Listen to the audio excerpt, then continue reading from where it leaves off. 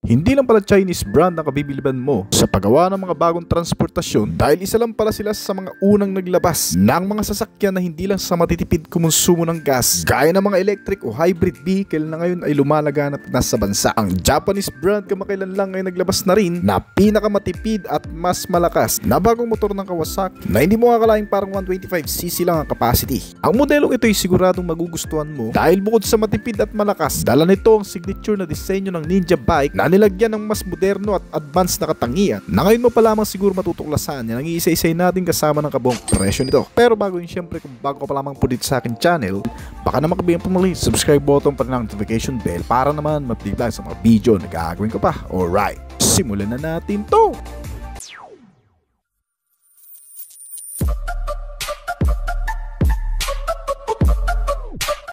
Mula pa man noon ay marami ng enthusiast ang nangangarap magkaroon ng isang Kawasaki Ninja, ang paboritong dalhin ng mga riders sa Pilipinas dahil sa ganda ng performance, lakas ng dating at talagang mapagkakatiwalaan ng kalidad at pagiging matatag nito. Pero ganun pa man ang Kawasaki Ninja ay hindi pa rin para sa lahat. Nangangailangan pa rin ito ng kakayahan at kausayan sa pagdala dahil may kaakibat na peligro at delikado lalo na kung hindi ka sanay sa mga ganitong klaseng motorsiklo. Kaya naman itong Japanese brand ay naglungsad ng panibagong Ninja motorcycle na para sa lahat ng nagnanais makasubok at magkaroon ng isang pituladong motorsiklo sa linya ng Ninja series, ang bagong Kawasaki Ninja E1. Hindi ito basta-bastang motorsiklo. Isa itong makabagong electric bike na pinagsama ang forma ng isang ninja at ang lakas ng elektrisidad. Madali na rin pagganahin itong motor dahil sa wala itong kickstarter, hindi rin gumagamit ng clutch at clutch lever at tanging pagbabalanse lang sa katawan ang dapat gawin para ito iyong masubukan. Hindi lang pala gumagawa ang Kawasaki ng isang mabilis at matibay na motor. Kaya rin itong sumabay sa modernong panahon na hindi naalis ang performance at magandang estilo nito. Pagdating sa external na disenyo, itong bagong Ninja E1 ay may full fairing bodyworks na kahawig ng mga high-performance Ninja models ng brand. Ang makinis at matalim na mga linya ay nagbibigay dito ng agresibong itsura na karaniwang matatagpuan sa mga super sport na motorsiklo. Wala rin itong exhaust system o tambutso, kaya't ang ilalim ng cowl nito ay mas mataas at mas payat na nag-aambag din sa mas matalim na imahe nito. Isa pa sa maganda sa motor na ito, ang buong sistema ng ilaw ay gumagamit ng LED technology, kabilang ang headlamp, mga turn signals at taillights. Ang compact front at rear LED turn signals ay may clear lenses na nagbibigay ng futuristic na itsura dito. Available rin sa dalawang color variant na pagpipilian itong bagong Ninja E1. Meron itong metallic bright silver at matte lime green. Ang ganda ng kulay nito ay hindi lamang nagpapaganda sa visual appeal ng motorsiklo, kundi nagpapakita na rin ng electric identity nito. Hindi rin inalis bagkus ay pinaganda ang disenyo ng pagiging Ninja bikes nito. Ang slim na disenyo ng mga fairings ay nagbibigay ng close at compact fit sa motor. Ang built-in front turn signal ay slick at ang front fender ay compact para sa sporty na itsura. Itong Kawasaki Ninja ay may relaxed rider triangle frame na angkop sa iba't ibang laki ng rider at riding situations. Ang medyo upright na riding position nito at slightly foot forward foot pegs ay nagbibigay naman ng sporty at komportableng posisyon sa pagmamaneho. Ginamitan itong Kawasaki E1 ng isang lightweight na treeless frame o yung mas magaang na body frame na nagbibigay ng tamang rigidity at magaang na timbang na nag-aambag din sa magaang at natural na handling nito. Sa halip na fuel tank sa harap ang inilagay, dahil nga sa electric bike na itong motorsiklo, imbis na fuel tank, ginawa na lang itong 5-liter storage box para sa maliliit na gamit tulad ng gloves at rain gear. Habang ang cockpit ay nilagyan ng 4.3-inch all-digital TFT color instrumentation na may smartphone connectivity via Radiology the app. Ang connectivity features na ito ay isang makabagong features na inilagay dito sa motorsiklo na may mas personalisado at mas intelligent at accessible ang pagmamaneho. Gamit ang application ay bibigay sa iyo ng dealer kapag bumili ka nito na maaaring ilink ang iyong smartphone sa motorsiklo sa pamamagitan ng Bluetooth. Dahil sa features na ito, makikita mo na at makokontrol ang ilang sa mahalagang impormasyon at settings mula sa iyong cellphone. Para itong isang navigation features na mamomonitor mo ang mga vehicle information, gaya ng mga real-time updates nito sa battery level, odometer, speed, average consumption at marami pang iba. Nagsisave din ito ng detalye sa bawat biyahe gaya ng distance traveled, duration at average speed. Maaari mo ring i-adjust ang ilan sa mga settings dito, gaya ng display preference sa TFT screen, time and date settings at language options. Nagbibigay din ng features na ito ng ilan sa mga paalala na kailangan dapat mag-check ng gulong, mag-charge ng battery at mag-find spec kung kinakailangan. Sa TFT instrument panel nito, makikita mo rin ang dalawang riding modes power nito, gaya ng road mode na para sa mas mabilis na takbo at eco mode para sa tipid na baterya. Pero kung kinakailangan mo ng dagdag na lakas o kung yung mas mabilis pa, nariyan naman ang e-boost system nito. Isang special na function na nagbibigay ng dagdag na bilis at power ng hanggang sa 15 seconds. Perfect ito para sa mga biglang overtake o sa matatarik na daanan. Kaya bagamat electric lang mga kaibigan, kaya pa rin itong sumabay sa mas mabibilis na kasabayan. Itong Ninja Kawasaki E1 ay pinapagana ng isang motor na interior permanent magnet synchronous motor. Isang uri ng electric motor na gumagamit ng lithium-ion battery na may 50.4 volts. Meron din itong cooling system na air-cooled at naka-chain drive system tulad ng mga regular na motorsiklo. Kung i-rate ang capacity nito ay halos katumbas lang ng mga 125cc na motorsiklo. Pero kung pabilisan ang pag-uusapan ay para na rin itong isang 200cc na motorsiklo pagdating sa performance. Itong Kawasaki E1 ay gumagawa ng 12 horsepower sa kada 2,600 hanggang sa 4,000 RPM. Ang maximum torque nito ay umaabot ng 40.5 Nm sa kada 1,600 RPM. Ang top speed nito ay umaabot mula 88 km per hour hanggang sa 105 km per hour. Kung pag-uusapan naman ang tinatagal ng baterya nito bago malobat, kaya nitong umikot ng 3 beses sa kamay nilaan o umabot ng 60 km hanggang sa 72 km na layo bago malobat. Gina-charge ang battery nito ng mahigit sa 3 oras bago ma-full charge. Marami pa itong features mga kaibigan, kaya na lamang ng forward at reverse capability sa pamamagitan ng paghawak ng buton at twist ng throttle.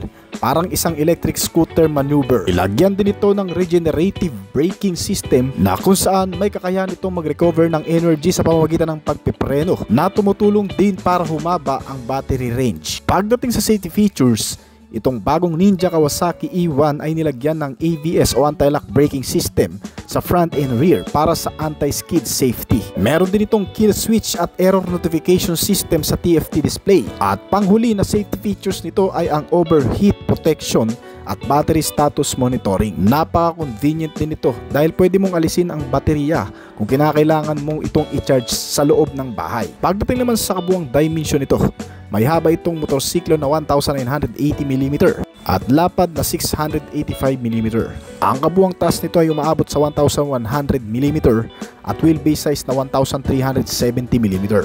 Meron itong seating height na 785mm, very friendly sa mga Pinoy height, at may ground clearance size na 160mm. Tumitimbang itong Kawasaki E1 ng 140 kg. Meron din malalaking sukat ang gulong nito sa harap na 100/80R17 at 130/70R70 naman sa likuran na parehong mga naka-tubeless tires na gumagamit rin ng parehong disc braking system sa front and rear na sinamahan pa ng anti-lock braking system sa bawat gulong. Mas magaang syempre itong Ninja E1 kumpara sa Ninja 400, kaya mas madaling i-maneuver. Swak na swak rin ito sa mga 5'3" pataas ang height at eksaktong gamitin sa urban at city riding. Hindi matatakot i-parking at kayang i-control kahit sa traffic. Official na itong ibinibenta dito sa Pilipinas noong March 1 pa ngayong taon sa estimated price na 396,385.75 pesos plus 14,343.21 para sa charger at adapters. Well, kung nagtatanong kayo kung kailangan pa rin bang ng lisensya o rehistro bago magpaandar ng motorsiklo na gaya nito, dahil ang Ninja E1 ay isang electric motorcycle na may maximum speed na higit sa 50 km per hour, ito ay kabilang pa rin sa kategory ng L3 ng Land Transportation Office o LTO. Ayon sa LTO Administrative Office o BDM 2024, ang mga sasakyan sa kategoryang ito ay kailangan na ng rehistro at lisensya. Alright, isang motorsiklo na naman ang may mababang kapasidad ng makina na 125cc na displacement ang tatalakayin natin ngayon. Bukod kasi sa Yamaha, Honda at Suzuki, ang Kawasaki ay naglabas muli ng panibagong motorsiklo na hinango sa tanyag at sikat na modelong motorsiklo na Kawasaki Ninja Series, ang Kawasaki Ninja 125. Although matagal nang inilabas ang motorsiklong ito sa ibang bansa, pero may bago kasing update tungkol sa mga specs and features nito na talagang magugustuhan nyo rin kapag nalaman nyo na. Ang pagkakaroon nito ngayon ng makabagong safety and security features at pagbabago rin sa external design na mas nagpaangas pa sa motorsiklong ito. At yan ang tatalakayin natin ngayon. So, konting background lamang po mga kaibigan. Ang Kawasaki Ninja ay isang pangalan na ibinigay sa ilang serye o series ng Kawasaki sports bike na nagsimula noong 1984 pa. At noong inilabas ang GPZ 900R, nag-trademark ang Kawasaki Heavy Industries ng isang bersyon na salitang ninja sa anyo ng isang wordmark na ang ibig sabihin ay isang nakaistilong script o forma ng isang motorsiklo sa bahagi ng full body figure nito. Makikita natin ang buong balot ng fairing sa buong chassis frame bodyworks nito na mukha talagang ninja ang datingan. Kaya magmula noon ay unti-unti nang ipinroduce ang mga Ninja series ng Kawasaki. Tulad na lamang ng Kawasaki Ninja H2, ang Kawasaki Ninja 250R, Kawasaki Ninja 1000, Kawasaki Ninja 400, Kawasaki Ninja 500, ang Kawasaki Ninja ZX6R at ang GPZ 900R. Ang mga motorsiklong ito ay tanyag at kilala talaga sa pagkakaroon ng isang malakas na kapasidad ng makina, pagiging matibay, durability at maaasahan sa mga off-road at long ride ng paggagamitan. Dahil nga karamihan sa mga Ninja series ay expressway legal din talaga na may maaangas at magagandang forma at disenyo rin ng mga motorsiklong ito. Kaya marami rin talaga ang tumatangkilik sa motorsiklong ito. Pero yun nga lang, may kamahalan din talaga ang presyo nito. Kaya naman, ang Kawasaki Motors ay naglabas ng pangmasa na version nito, ang Ninja 125, na talagang hinago rin ang format, disenyo at ilang mga specs and features sa mga big brothers nito na siguradong mai-experience na natin gamit ang motorsiklong ito na pangmasa lang ang presyo. Tulad na lamang ng anti-lock braking system, equipped na rin ang motorsiklong ito sa ABS sensor. Hindi na rin siguro tayo mahirapang mag-practice kung bago pa lamang tayong natututo sa manual motorcycle dahil sa safety features nito sa kanyang braking system na ABS sensor. Napakatipid din ng motorsiklong ito sa pagkonsumo ng gasolina dahil umaabot lamang ng 50 km sa kada 1 litro ng gasolina ang nakukonsumo ng motorsiklong ito. Marahil marami ang nagtataka kung bakit sobrang tipid ng motorsiklong ito, bagamat napakalakas naman kumonsumo sa gasolina ng mga big brother nito na may mga matataas na kapasidad ng makina. Yun kasi ang pagkakaiba nito. Kapag mas malaki ang makina at mas mataas ang displacement, ay mas malakas din ang fuel consumption nito. Pero kapag pinababaan o pinaliit naman ang kapasidad ng makina pati ang displacement, ay automatikong bumababa rin ang konsumo ng gasolina nito. Kaya ito rin talaga ang perfect sa motorsiklong ito. Hindi na nga nalalayo ang itsura nito sa mga big brother nito, ay panalo naman at sulit sa paggamit mo sa motorsiklong ito, lalo na kung for daily use, ay tiyak mas mapapakinabangan mo ito. Alright, lalo na sa pagkakaroon nito ng kabuang engine specs na powered by 125 cubic centimeter na displacement, naka single cylinder with 4-stroke and 4 valves na naka-dual overhead camshaft engine. Naka-liquid cooled na rin ang cooling system nito at naka-manual transmission na may gear shifting na variable 6-speed. At bukod pa dyan guys, ay nariyan pa rin naman ang iconic design at color nito na talagang tumatak na sa maraming Pilipino. Kaya hindi na rin akakalain ng iba na isang modelo ito ng pinakababatang kapatid ng versyon ng Kawasaki Ninja. Alright, hindi na rin pahuhuli ang maximum power level ng motorsiklong ito. Pagdating kasi sa engine performance nito, ay may maximum power na 15 horsepower sa kada 10,000 RPM at may maximum torque naman na 11.7 Nm sa kada 7,700 revolution per minute. At base rin sa mga nakagamit na ng motorsiklong ito sa ibang bansa, ay na-reach na ng motorsiklong ito ang 100 km speed sa loob lamang ng 13 segundo. Kaya naman may average top speed ito o kabuang top speed na nagawa ang motorsiklong ito na umabot sa 120 km per hour. Alright, sa ganong klaseng speed o takbo ng isang motorsiklo ay hindi na rin talaga basta-basta ang motorsiklong ito, lalo na't galing ang motorsiklong ito sa Family Ninja series ng Kawasaki. Kaya talaga mapagkakatiwalaan mo na rin kahit sa pangalan pa lamang nito. Pero syempre, iba pa rin kapag magagamit mo na sa actual road riding. Alright, at hindi ka rin bibitinin ng motorsiklong ito kahit sa matagalang biyahe man o sa long ride mo gagamitin. Dahil nga may fuel tank capacity nito na 11.2 liters ang kapasidad ng full tank nito, na mahaba-haba rin talaga ang matatakbo mo dahil sa sobrang tipid nga rin kumonsumo nito na umaabot rin talaga sa 45 to 50 km per liter. At para naman sa brake type nito, meron itong 290mm single disc brake with dual piston calipers sa front brake nito, at may Zeiss na 220mm disc naman at dual piston brake calipers sa rear brake naman nito. At syempre ang kagandahan dyan guys, very safe na talaga dahil naka dual channel ABS sensor na. So connected ang front and rear brakes nito na mas makakapagpadagdag confidence sa mga baguhang riders natin na nag-aaral pa lamang mag-manual motorcycle. Alright, at para naman sa kabuang size ng gulong nito, sa front ay mayroong 100/80 R17, habang ang rear tire size naman nito ay nasa 130/70 R17. Naka-tubeless and alloy wheels na mags na rin ang gulong nito, kaya less maintenance na rin para sa'yo. At para naman sa suspensions nito, sa front suspension ay naka-telescopic fork na may size na 37mm, habang ang rear suspension naman nito ay naka-gas charge center monoshock absorber na may kasama na ring preload adjustable spring.